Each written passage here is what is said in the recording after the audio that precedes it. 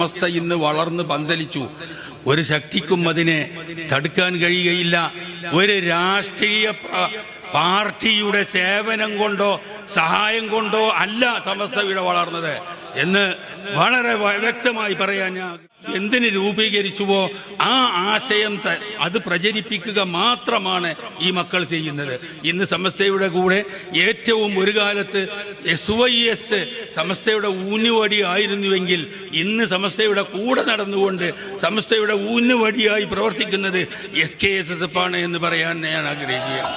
1945 കാലഘട്ടത്തിൽ ബഹുമാനപ്പെട്ട മർഹൂം ബാഫക്കി തങ്ങള് മഹാനവറുകളുടെ നിർദ്ദേശപ്രകാരം മഹാനവറുകൾ പണ്ഡിതന്മാരെ വിളിച്ച് സമസ്തയുടെ പണ്ഡിതന്മാരെ വിളിച്ചുകൊണ്ട് പറഞ്ഞു, ഇവിടെ ഇന്ത്യ സ്വതന്ത്രമാകാൻ പോവുകയാണ്.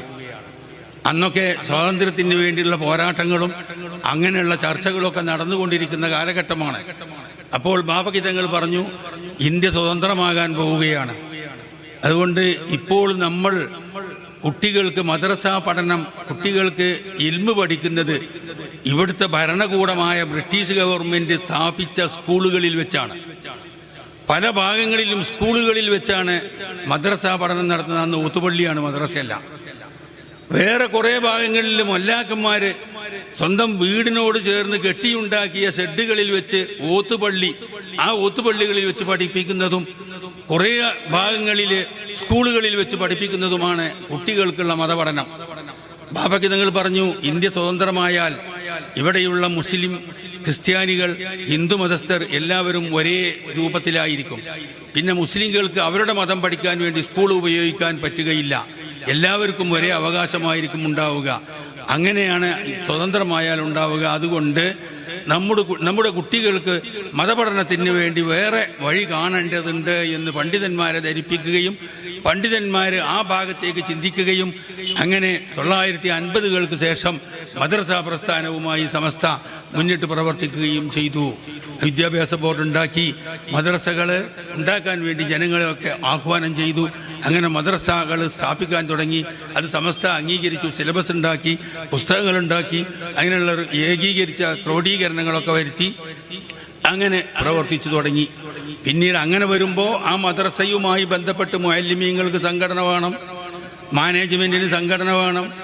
അങ്ങനെ അതിനോട് തുടങ്ങി വിദ്യാഭ്യാസ ബോർഡിന്റെ കീഴിൽ തന്നെ പലവിധ സംഘടനകളും. അങ്ങനെ പിന്നീട് അത് വികസിച്ച് വലുതായി വളർന്നു. സമസ്ത തന്നെ വലിയ 16-ലധികം സംഘടനകൾ, ഉപസംഘടനകൾ, ആ സംഘടനകൾക്ക് കീഴിൽ പിന്നെയും അതിൻ്റെയും ഉപസംഘടനകൾ, അതെല്ലാം ഇവിടെ പ്രവർത്തിച്ചു കൊണ്ടിരിക്കുന്നു. വലിയ, ഇവിടെ സൂചിപ്പിക്കപ്പെട്ടതുപോലെ ലോകത്തെവിടെയും കാണാൻ കഴിയാത്ത വിധത്തിൽ സമസ്ത ഇന്ന് വളർന്ന് പന്തലിച്ചു. ഒരു ശക്തിക്കും അതിനെ തടുക്കാൻ കഴിയുകയില്ല. ഒരു രാഷ്ട്രീയ പാർട്ടിയുടെ സേവനം കൊണ്ടോ സഹായം കൊണ്ടോ അല്ല സമസ്ത ഇവിടെ വളർന്നത് എന്ന് വളരെ വ്യക്തമായി പറയാൻ ഞാൻ ആഗ്രഹിക്കുകയാണ്. ഇവിടെയുള്ള സുന്നത്ത് ജമാഅത്തുകാരൻ, അവൻ മുസ്ലിം ലീഗുകാരനാവാ, കോൺഗ്രസ്സുകാരനാവാ, മാർക്സിസ്റ്റുകാരനാവാ, ആ രാഷ്ട്രീയം അവൻ്റെ ഏതുമാവാ, അവൻ സുന്നിയാണോ, അവനാണ് സമസ്തയെ വളർത്തിയത്, അവന്റെ സഹായം കൊണ്ടാണ് ഇവിടെ സമസ്ത വളർന്നത് എന്ന് പറയാൻ ഞാൻ ആഗ്രഹിക്കുകയാണ്. രാഷ്ട്രീയം ഇവിടെ വിഷയമല്ല. സമസ്തക്ക് അങ്ങനെ പ്രത്യേക രാഷ്ട്രീയമില്ല. അതിന്റെ അംഗങ്ങൾക്ക് ഏത് രാഷ്ട്രീയ പാർട്ടികളിലും പ്രവർത്തിക്കാം. ഇസ്ലാമിനെതിരാവരുത് എന്ന് മാത്രമേ ഉള്ളൂ. അപ്പോൾ ഇവിടെ സുന്നികളായ